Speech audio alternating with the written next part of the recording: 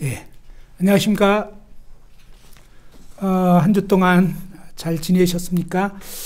오늘은 이제 두 번째 시리즈 7번째 시간으로 하나님은 어떤 분이신가 이 부분에 대해서 계속 살펴보고자 합니다. 이 말씀을 들을 때 여러분 하나님이 어떠한 분이신지 알려주십시오 이렇게 하나님께 기도하시는 그런 마음으로 들으시면 좋을 것 같습니다. 그리고 계속 과제로 내어드렸지만 하나님 앞에서 제가 지옥에 갈 수밖에 없는 죄인임을 깨우쳐 주시옵소서라고 수시로 기도하시기 바랍니다. 정말 자신이 지옥 갈 수밖에 없는 죄인인지를 제대로 알게 될 때 비로소 구원받고자 하는 정말 이 영원한 지옥에 떨어질 수밖에 없는 그 상황에서 건짐받고자 하는 그러한 간절한 마음이 생기게 되고요. 하나님께 간구할 때 하나님은 이 성경 말씀을 통해서 놀라운 구원의 길을 여러분에게 열어주실 것입니다. 오늘은 전지전능하신 하나님에 대해서 그리고 무소부재하신 하나님에 대해서 살펴보려고 합니다. 전지전능하신 하나님이란 뭐냐면 전지 모든 것을 알지자입니다. 그 다음에 모든 것을 모든 것이 가능한 능하신 그러한 분이십니다. 하나님은 모든 것을 아시고 모든 것에 능하신 그러한 분이시라고 하는 것입니다. 시편 147편 5절에 보면 우리 주는 위대하시며 능력이 많으시며 그의 지혜가 무궁하시도다 그랬습니다. 하나님은 어떤 분이시냐? 그 하나님은 정말 위대하시고 능력이 한이 없으시고 그 다음에 지혜가 다함이 없는 무궁하신 그러한 분이시라고 하는 것입니다. 하나님의 지혜가 하나님이 그 모든 것을 아시는 것이 어느 정도까지인지를 시편 139편 말씀을 통해서 한번 확인해 보았으면 좋겠습니다. 다 같이 한번 시편 139편 1절에서 4절까지 말씀을 펴서 보시도록 하겠습니다. 시편 139편 1절에서 4절까지 말씀입니다. 펴신 분들은 같이 한번 읽어봤으면 좋겠습니다. 시편 139편 1절에서 4절까지입니다. 같이 한번 읽어보죠. 시작. 여호와여 주께서 나를 살펴보셨으므로 나를 아시나이다. 주께서 내가 앉고 일어섬을 아시고 멀리서도 나의 생각을 밝히 아시오며 나의 모든 길과 내가 눕는 것을 살펴보셨으므로 나의 모든 행위를 익히 아시오니 여호와여 내 혀의 말을 알지 못하시는 것이 하나도 없으시니이다. 여기까지 말씀을 보면 하나님은 나에 대해서 또 여러분에 대해서 어떤 것을 아신다고 하십니까? 여기 보시면 하나님께서는요 저와 여러분을 살펴보셨다고 하는 것입니다. 살펴보셨다는 것은 어떤 의미에서요? 요즘 가끔 어떤 그 범죄 사건이 일어나거나 문제가 발생하면 이 검찰에서 감찰 들어간다고 하잖아요. 그러면서 압수수색을 해가지고 컴퓨터에 있는 그런 그 비밀 이런 내용까지 다 이렇게 샅샅이 살펴보는 것처럼 일종의 그와 같은 의미입니다. 하나님께서 낱낱이 살펴서 정확하게 다 꿰뚫어 보고 계신다고 하는 것입니다. 하나님이 어떤 것을 아신다고요? 바로 내가 앉고 일어섬을 아신다 그랬습니다. 이것은 무슨 얘기입니까? 우리가 그냥 자리에 앉았다가 일어나는 거, 또 전철 타고 전철에서 앉았다가 일어나는 거, 사실 굉장히 일상적이고 평범한 그런 일인데 하나님은 그것을 또 다 아신다고 하십니다. 그 다음에 멀리서도 무엇을 아신다고요? 나의 생각을 밝히 아신다고 그랬습니다. 여러분 어떻습니까? 어떤 사람 가까이 가서 그 사람이 지금 무슨 생각하고 있나? 그죠? 옛날에 누구죠? 갑자기 그 생각이 안 나는데 관심법을 한다고 하는 사람이 있었잖아요. 막 꿰뚫어보면서 자네 지금 욕심을 품고 있지 막 이랬잖아요. 아닙니다. 소용없어요. 자기 눈에 봤다는 거예요. 자기 마음에 이제 막 그런 생각이 든다는 거죠. 사실 그것은 엉터리였습니다. 그래서 생사람을 많이 잡았습니다. 그런데 하나님은 그런 분이 아니라는 것입니다. 하나님은요, 멀리 계셔도 저와 여러분을 멀리서도 저와 여러분이 지금 마음속에 무슨 생각하는지 무슨 상상하는지 그것을요 어렴풋하게 짐작하시는 것이 아닙니다. 밝히 아신다는 것입니다. 하나님은요 낱낱이 아신다는 것입니다. 그 다음에 또 무엇을 아신다고요? 나의 모든 길, 그죠? 저와 여러분이 어디로 지금 가고 있는지 어디로 갈 건지까지 다 아십니다. 내가 눕는 것을 살펴보셨으므로, 그죠? 나의 모든 행위를 익히 아시오니, 저와 여러분의 모든 행위, 모든 그 하는 행동 하나하나까지 다 아신다고 하셨습니다. 또한 무엇을 아시냐? 바로 여호와여 내 혀의 말을 알지 못하시는 것이 하나도 없으시니다. 저와 여러분이 우물우물하는 거, 때로는 그냥 혼잣말로 속삭이는 거, 이것까지 하나님은 다 아신다고 하는 것입니다. 그러니 여러분, 하나님 앞에서 하나님의 어떤 눈을 속이려고 하는 이런 행위는요 절대로 가능하지가 않습니다. 하나님은 저와 여러분의 모든 생각, 모든 것을 다 아신다고 하는 것입니다. 한마디로 뭡니까? 전지하신 그러한 분이십니다. 모두 전자에다가 알지자, 모든 것을 아시는 분이 바로 전지전능하신 하나님이십니다. 로마서 11장 33절에 보면 깊도다 하나님의 지혜와 지식의 풍성함이요 그의 판단은 헤아리지 못할 것이며 그의 길은 찾지 못할 것이로다. 이 로마서 9장 10장 11장에 보면요 하나님께서 이 유대인으로 보내신 예수 그리스도 메시아에 대해서 유대인들이 그 당시에 종교 지도자들과 대부분의 유대인들이 그분을 알아보지 못했습니다. 그리고 오히려 십자가에 못 박아 죽이게 되었습니다. 그런데 이런 일이 실수라고요? 아닙니다. 사실은요, 하나님께서 그 모든 것들을 다 미리 아십니다. 그리고 하나님께서는 이 원가지인 이 이스라엘이 이 찍혀지게 된 그 일을 통해서 오히려 이방인인 우리 돌감나무 같은 쓸모없고 별 볼 일 없는 우리 이방인들이 정말 이 하나님의 생명에 접붙임을 받을 수 있도록 이런 놀라운 계획을 가지셨다고 하는 것입니다. 그래서 그 이스라엘이 넘어짐을 통해서 오히려 이방인에게 놀라운 이 구원의 은총과 기회가 주어지게 된 이런 전반적인 하나님의 깊은 섭리의 그 과정을 보면서 사도 바울은 깊도다 하나님의 지혜와 지식의 풍성하며 그의 판단은 헤아리지 못할 것이며 그의 길은 찾지 못할 것이로다 라고 이렇게 고백한 것입니다. 창세기에 보면요 구약에서 몇몇 이 하나님이 어떻게 우리 인생의 모든 과정들을 알고 계시는지를 예를 볼 수 있는데요. 창세기 3장에 보면 아담과 하와가 범죄하게 됐습니다. 하나님이 먹지 말라고 한 선악과를 먹게 되었을 때 먹고 나서 그들은 두려움에 빠졌습니다. 그리고 이제 동산에 거니시는 여호와 하나님의 소리를 듣고 너무 무서워가지고 나무 뒤로 딱 숨었습니다. 숨바꼭질이 처음 있었던 그런 것이었죠. 처음 있었던 게임이 숨바꼭질 같아요. 그 아담과 하와가 나무 뒤로 딱 숨어가지고 하나님이 보실 수 없을 같이 그렇게 숨고 있었는데 그때 하나님이 이렇게 말씀하셨습니다. 아담아 너가 어디 있느냐? 그죠? 하나님이 아담이 어디 있는지 몰라서 물어보신 게 아니에요. 이미 이 선악과를 먹어버렸고 두려워서 무화과 잎으로 치마를 하였고 그 다음에 이 나무 뒤로 숨어있는 그 아담과 하와의 그런 실상을 하나님은 다 아시고 아담에게 질문하신 것입니다. 아담아 너가 지금 어디 있느냐?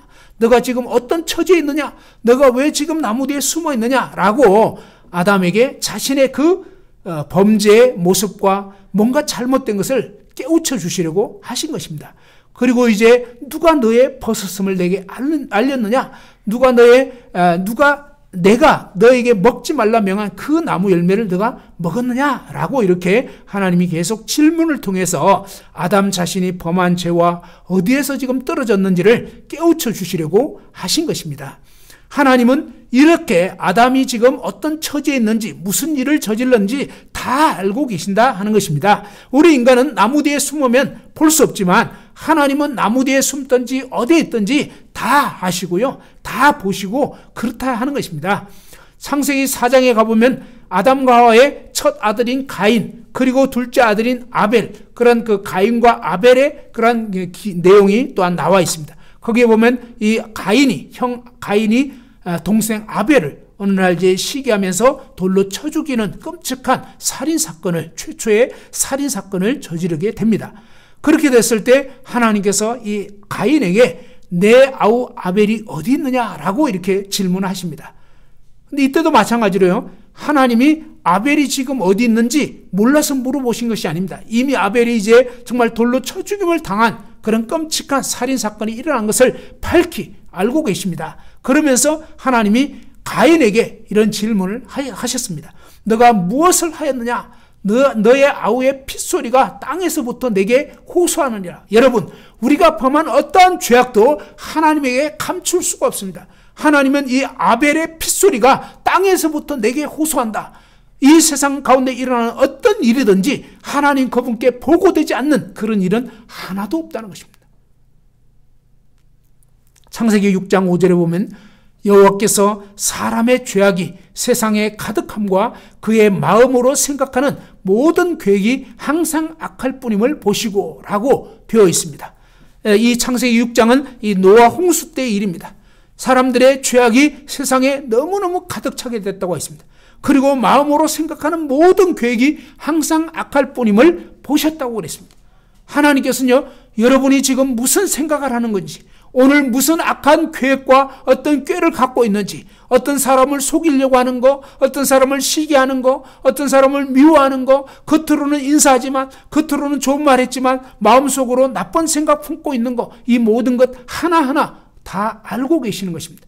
하나님께서 이 노아 시대 때 사람들의 그 악한 모습들을, 심지어 그 마음에 생각하는 모든 계획이 항상 악할 뿐임을 보시고 결국은 그 당시에 인류를 진멸하게 되는, 정말 이 죄에 대해서는 반드시 심판하시는 그러한 장면을 보게 되는 것입니다. 이러한 말씀들을 보면서 저와 여러분이 우리 자신을 돌아봐야 할 것입니다. 이 전지하신 하나님 앞에서 과연 나는 어떠한가 하는 것입니다.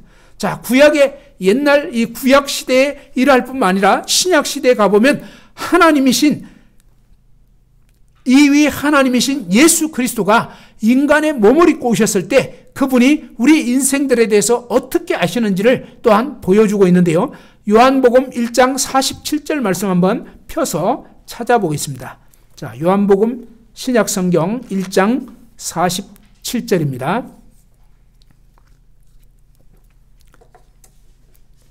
여기 이 장면은 요한복음 1장 47절, 먼저 빌립이라고 하는 사람이 이제 예수님을 만나게 됐습니다. 그가 이제 자기 친구 나다나엘을 찾아서 정말 우리가 이 모세의 율법에 기록했고 여러 선지자가 기록한 그 메시아, 바로 요셉의 아들 나사렛 예수라고 하는 이 메시아를 만났다라고 했을 때 46절에 보면 나다나엘이 이르되 나사렛에서 무슨 선한 것이 날 수 있겠냐라고 했을 때 빌립이 와보라, 와서 한번 너가 직접 만나보라고 했습니다. 그때 예수님을 만나보려고 이제 나다나엘이 쭉 오게 됐는데 그때 예수님께서 나다나엘을 사실은 처음 본 것이죠. 그런데 그 나다나엘을 보자마자 뭐라고 얘기했냐면, 보라, 이는 참으로 이스라엘 사람이라 그 속에 간사한 것이 없도다. 자, 예수님은 어떻게 이렇게 사람의 모습을 난생 처음 봤는데 이 나다나엘이 어떤 성격의 사람인지, 어떤 마음을 갖고 있는 사람인지 단번에 이렇게 말씀하실 수 있었을까요? 성경을 보면요, 바로 이 예수님은 단지 인간으로 오셨지만 사실은 뭡니까? 하나님이시라고 하는 것입니다. 하나님이신 그분이 인간의 모습을 입고 성육신, 인간의 몸을 입고 오신 하나님이시기 때문에 이분은 뭡니까? 이 인간 나다나엘을 보자마자 딱 알아보는 것입니다. 나다나엘이 정말 이스라엘 사람이고 간사한 것이 없고 정말 순수한 그러한 이 메시아의 그 오심을 소망하고 이스라엘 나라의 회복을 간절히 간구하는 그러한 진짜 유대인이구나, 이 사실을 증거한 것입니다. 그랬을 때 이 나다나엘이, 아니 어떻게 저랑 오늘 처음 보는데 어떻게 저에 대해서 아십니까? 라고 했을 때 예수님이 놀라운 말씀하십니다. 뭐라고 하십니까? 48절 한번 읽어봅시다. 48절 요한복음 1장 48절입니다. 시작. 나다나엘이 이르되 어떻게 나를 아시나이까? 예수께서 대답하여 이르시되 빌립이 너를 부르기 전에 내가 무화과 나무 아래에 있을 때 보았노라. 여기 말씀이 뭐라고 말씀합니까? 빌립이 너를 부르기 전, 그죠? 오늘 처음으로 이 나다나엘을 빌립이 부르기도 전에, 그때 나는 이미 너가 무화과 나무 아래에 있을 때 보고 있었다. 놀라운 사실 아닙니까?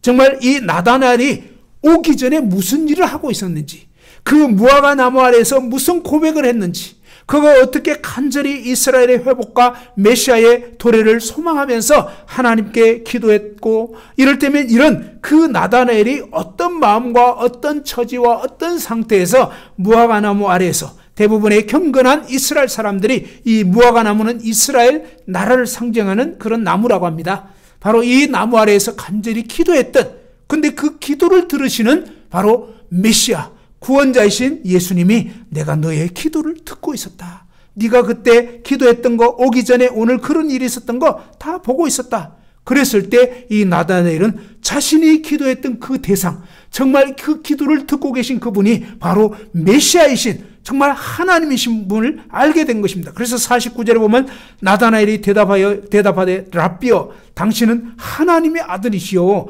당신은 이스라엘의 임금이로소이다 라고 고백하게 된 것입니다.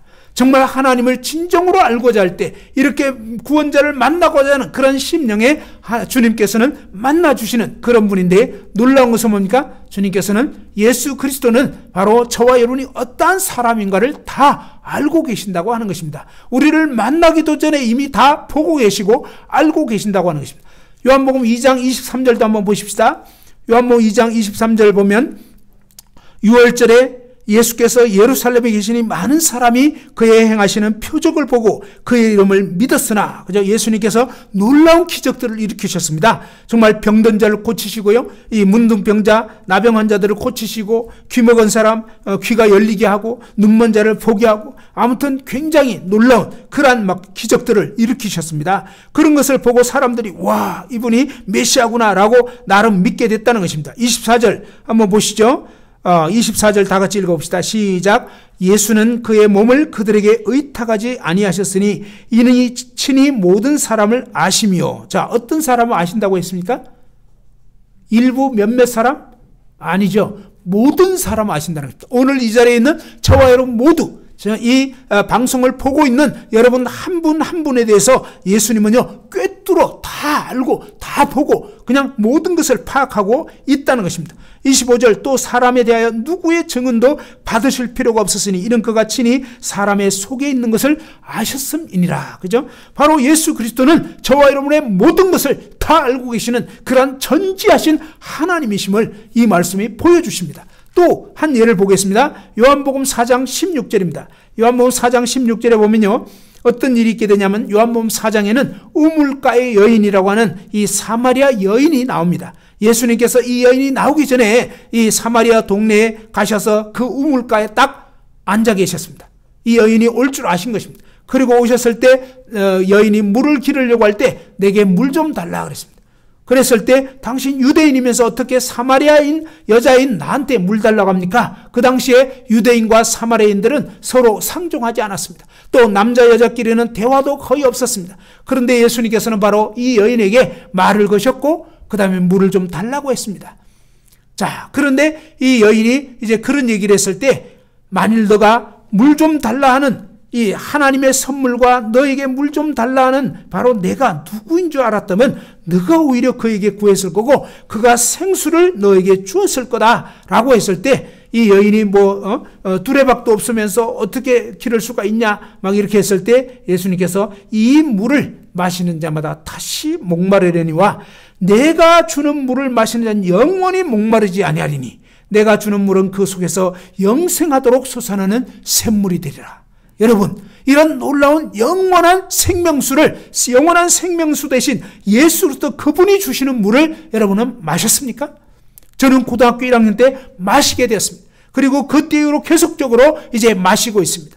바로 예수 그리스도 그분을 알고 그분과의 사귐 가운데 거하는 사람들은 정말 이 영원한 생명수를 마시게 됐고 이제 누리고 있는 것입니다. 그런데 예수님께서 이런 말씀하셨을 때 이 여자가 주여 그런 물을 내게도 주셔가지고 다시 목마르지 않고 또 여기 물길로 오지 않을 수 있게 해달라고 이렇게 얘기했을 때 그때 예수님께서 가서 너의 남편을 불러오라고 이 요한복음 4장 16절에 말씀하십니다. 그런데 이 여자가 굉장히 당황스럽습니다. 왜냐하면 사실 이 여자는 남편 5을 두었고 지금 현재 있는 남자는 그냥 정식 남편도 아닌 그런 어떤 남자랑 동거 생활을 하고 있는, 한마디로 뭡니까? 이 부도덕한, 도덕적으로 죄악된 그런 삶을 살고 있었기 때문에 사실 사람들을 만나기가 두렵고 뭔가 누군가가 자기 과거를 알게 될까 봐 두려운 이런 뭔가 몰래 숨기고 감추고 있었던 이러한 삶을 살고 있던 여자였습니다. 그렇기 때문에 네 남편 불러라, 이 말은요 정말 너무너무 두려운 말이었습니다. 정말 끔찍한 말이었습니다. 정말로 이 듣고 싶지 않은, 정말 감추고 싶은 그런 것이었습니다. 그래서 그 질문을, 그 말씀을 받자마자 뭐라고 합니까? 나는 남편이 없다고 딱 잡아댔습니다. 그랬을 때 예수님께서 너가 남편이 없다 하는 말이 맞긴 맞다. 왜냐하면 너에게 과거에 남편 5이 있었지만 다 헤어졌고 다 이혼했고 지금 너하고 지금 동거하고 있는 이 경우는 정식 남편도 아니니까 사실 남편 없다는 말이 맞긴 맞다. 근데요, 이게 무엇입니까? 이것은요, 이 여자의 과거를 낱낱이 다 알고 계신 것입니다. 그렇습니다. 하나님이신 그분 앞에 저와 여러분 모두가 그분의 거룩한 심판대 앞에 설 때 우리는 난 죄짓지 않았다고, 하나님 나는 나름대로 열심히 착하게 살아보았다고 라고 했지만 소용없습니다. 하나님 그분께서는 모든 것을 알고 계십니다. 여러분 숨기거나 감추려는 것은 소용이 없습니다. 이제 마지막 심판대 앞에서는 이제 변명할 수도 피할 수도 없고 영원한 심판, 영원한 지옥에 던져질 수밖에 없는 것입니다.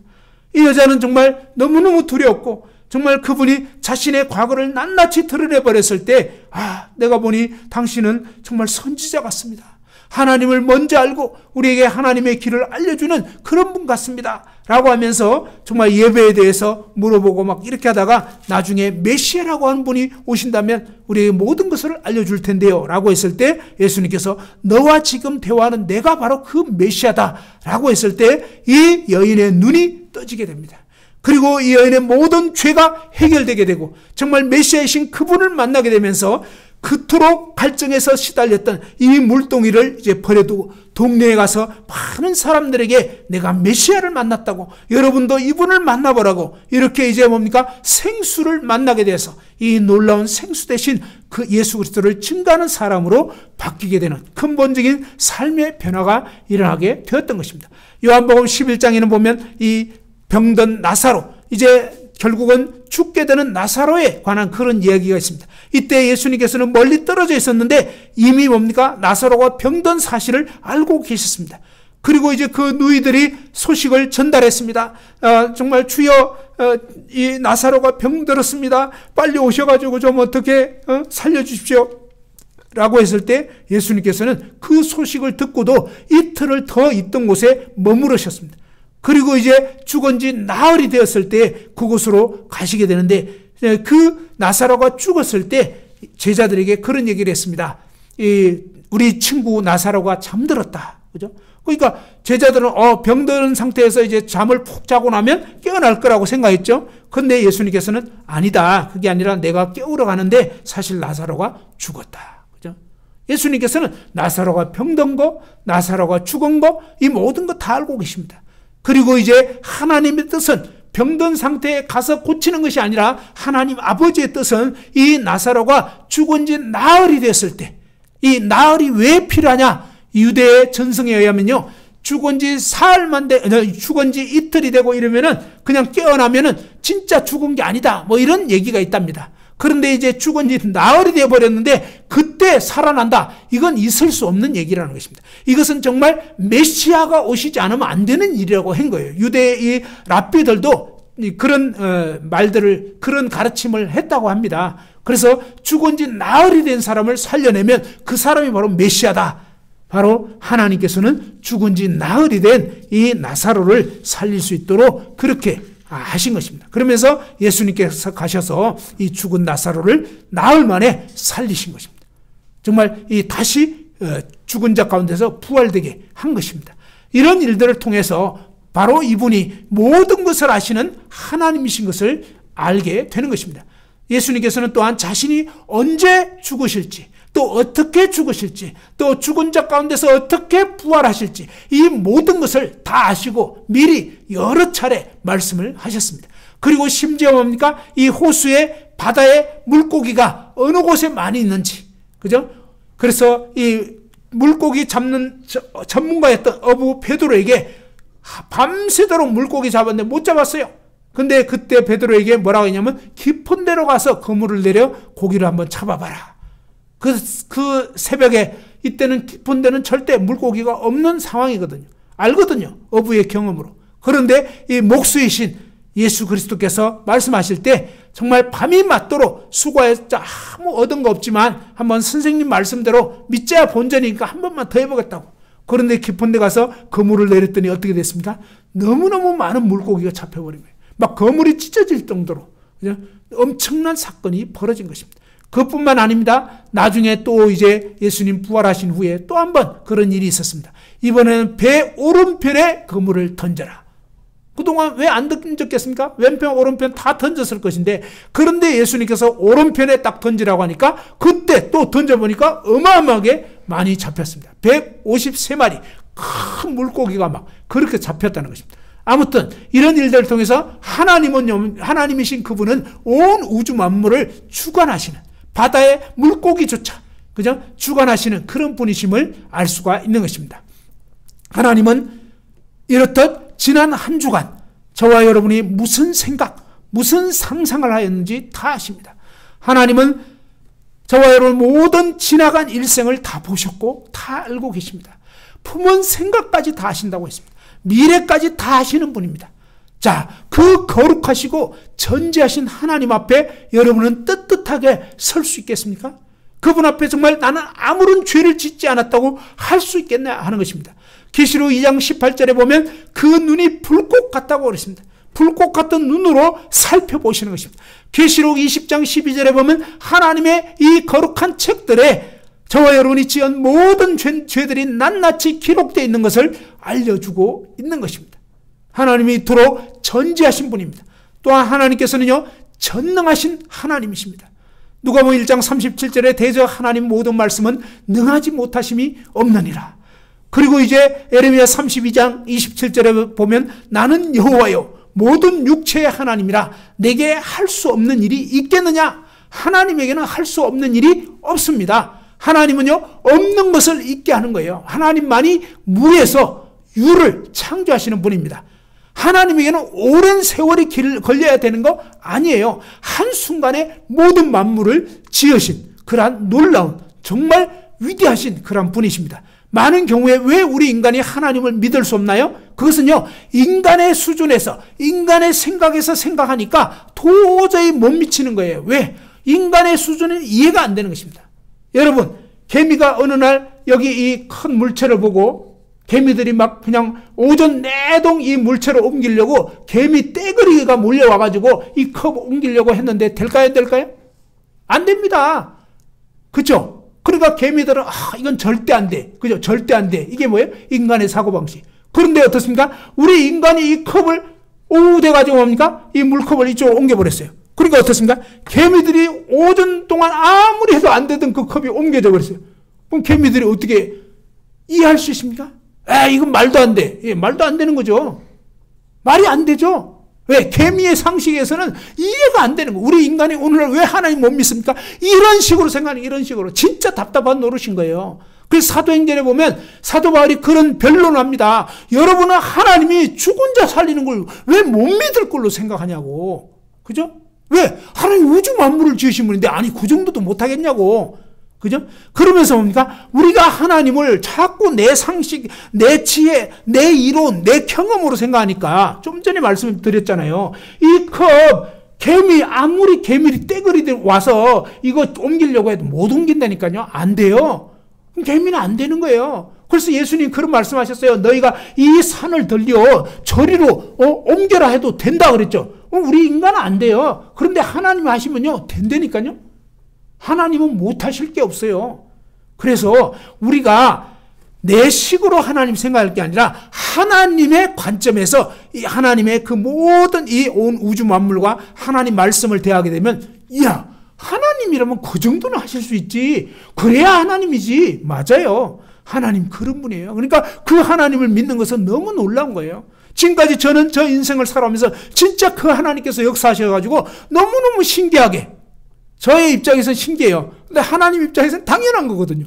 그죠? 지금까지 참 살아온 거 보면 정말 너무너무 신기해요. 하나님이 그때그때 도우시고 인도하시고 역사하시는 그런 일들을 보게 됩니다. 사실 저는 뭐 돈 버는 일 하는 게 아니잖아요. 하나님 말씀 전하고 이러는데 진짜 하나님께서 도우셔서 저희 아이들이 대학교 둘이 다닐 때 보면 등록금 많이 들고 생활비 많이 들고 하는데 정말 신기하게 하나님이 길을 여시고 그때 어떤 필요들을 쭉 공급하시면서 그때그때 있어야 할 거 정말 신기하게 공급해 주시는, 이것은요 모든 믿는 사람 다 동일합니다. 각자 상황과 형편에 맞게 하나님이 기가 막히게 그 필요를 공급해 주시는, 왜? 그분이 아버지이시기 때문에 자녀들의 필요를 신실하게 공급해 주시는, 이것은 모든 믿는 그리스도인들의 고백들입니다.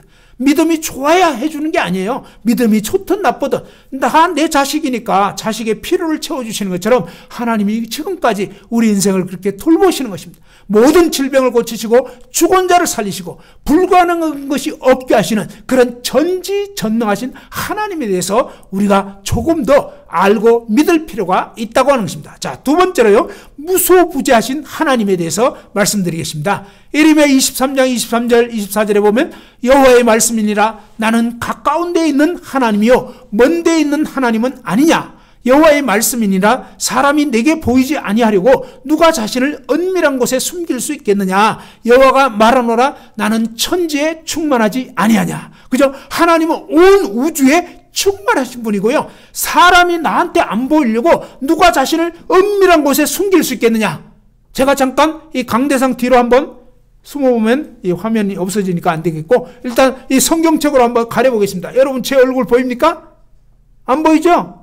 우리 인간은 이렇다고요. 우리 인간은 어떻습니까? 이런 책으로 가려버려도 볼 수가 없어요. 그런데 우리 인간이 하나님을 그런 식으로 생각하는 거예요. 아, 내가 그냥 어디 뒤에 숨으면 하나님이 나 못 보실 거야.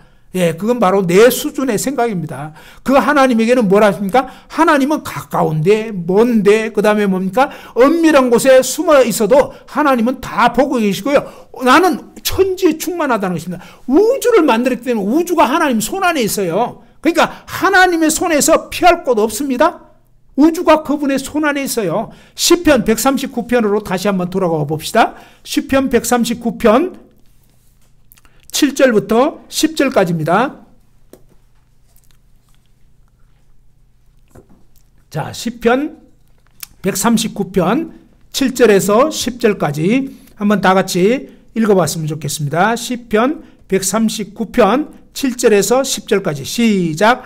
내가 주의 영을 떠나 어디로 가며 주의 앞에서 어디로 피하리까. 내가 하늘에 올라갈지라도 거기 계시며 서울에 내 자리를 펼지라도 거기 계시니이다. 내가 새벽 날개를 치며 바다 끝에 가서 거주할지라도 거기서도 주의 손이 나를 인도하시며 주의 오른손이 나를 붙드시리이다. 그죠? 여기 보니까 내가 하나님의 영을 떠나서 어디로 가며 하나님 앞에서 어디로 피할 수 있겠냐? 그건 불가능하다 이런 얘기입니다. 안 된다는 얘기죠. 그러면서 뭡니까? 내가 하늘에 올라갈지라도 하나님이 거기 계시고, 그 다음에 정말 이 스올에 내 자리를 펼지라도, 스올은 사실은 이 죽은 자가 가는 곳을 의미하고요, 또 더 깊은 의미로 뭐 지옥 끝자락에 가 있어도 거기서도 뭡니까? 하나님은 거기도 계시다는 것입니다. 하나님이 없는 곳이 없어요. 내가 새벽 날개를 치며 바다 끝에 멀리 해외에 도망가 있어도요, 하나님은 거기 계시다는 거예요. 여러분, 저와 여러분이 아무리 어떤 상황 가운데 있다 할지라도 하나님이 다 보고 계시고요, 그 자리에 함께 계시다는 것입니다. 열왕기상 8장 27절에 보면 하나님이 참으로 땅에 거하시리까 하늘과 하늘들의 하늘이라도 주를 용납하지 못하겠거든. 하물며 내가 건축한 이 성전이오리까. 하늘들의 하늘까지도 하나님을 용납할 수 없어요. 하나님은 너무나 크고 위대하시기 때문에 온 우주가 그냥 하나님 안에 그냥 있는 거예요. 그래서 하나님은 다 보고 계신 것입니다. 저와 여러분이 아무도 보지 않고 그저 은밀하게 죄를 지을 때, 제가 예전에 그런 말씀 드렸죠. 제가 초등학교 2학년 8살 때 엄마 지갑에서 동전을 훔치려고 할 때 너무너무 두려웠습니다. 그리고 분명히 아무도 없는 것을 계속 확인을 했습니다. 그런데 이상하더라고요. 그때 이상하게 제 마음이 너무너무 두렵고 떨리더라고요. 분명히 부모 형제 다 없는데, 아무도 없는데도 정말 이 몰래 도둑질 하려고 하고 엄마 지갑에서 동전 훔치려고 할 때 그 의도를 가지고 집으로 가까이 갈 때 마음이 막 떨리고, 그 다음에 정말 동전을 훔치려고 이 손을 막 내뻗을 때 너무너무 덜덜 떨리고 정말 두려웠습니다. 아무도 없는 줄 알았습니다. 그런데요, 나중에 알게 된 것은 바로 위에서 하나님이 다 보고 계셨고, 사실은 하나님이 그 현장에 있었다는 것입니다. 여러분이 남편 몰래, 아내 몰래 죄지을 때, 자식 몰래 죄지을 때, 또 부모 몰래 부모의 눈을 속였을 때, 지금까지 정말 부모의 눈을 속인 것 같고 또 다른 사람 몰래 한 것 같지만 너무나 놀랍고 두려운 사실은요, 하나님이 그 자리에 계셨다는 것입니다. 하나님 피할 수가 없습니다. 여러분, 하나님 앞에서 여러분 아무 죄를 짓지 않았다고 할 수 있겠습니까? 저는 그럴 수 없습니다. 저는 정말 이 크고 두려우신 하나님 앞에서 지옥에 던져져야 마땅한 그러한 죄인임을 정말 더 깊이 인식하고 있습니다. 그럼에도 불구하고 하나님께서 나 같은 죄인을 정말 이 멸망에서, 지옥에서, 정말 이 죄악에서 건져주신 이 놀라운 은혜를 저는 고등학교 1학년 때 입게 됐습니다.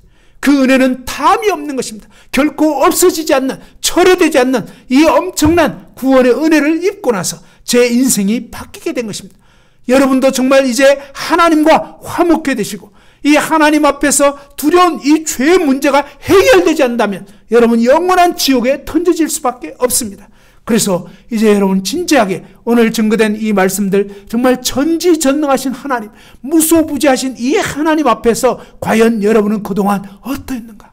내가 그동안 아무도 모르게 죄를 지은 거, 이런 거 아무도 모를 것 같지만 하나님은 낱낱이 보고 계셨습니다. 하나님 그 자리에 계셨다는 것입니다. 그리고 얼마나 두렵습니까? 여러분, 이 두려우신 하나님 앞에 죄의 문제를 해결받지 못하고 이 세상을 떠나게 된다면 여러분 영원한 지옥 불못에 던져질 수밖에 없습니다. 그러나 하나님은 정말 저와 여러분 어느 누구도 멸망하지 않게 원하는 것입니다. 마치 부모가 자식 중에 한 사람도, 한 자식도 잘못되기를 원치 않는 것처럼 하나님은 오늘 이 자리에 있는 여러분 한 사람 한 사람도 멸망하지 않기 원합니다. 여러분, 이 죄의 문제가 해결되기 원합니다. 어떻게 하면 이 죄에서 구원받을 수 있을까요?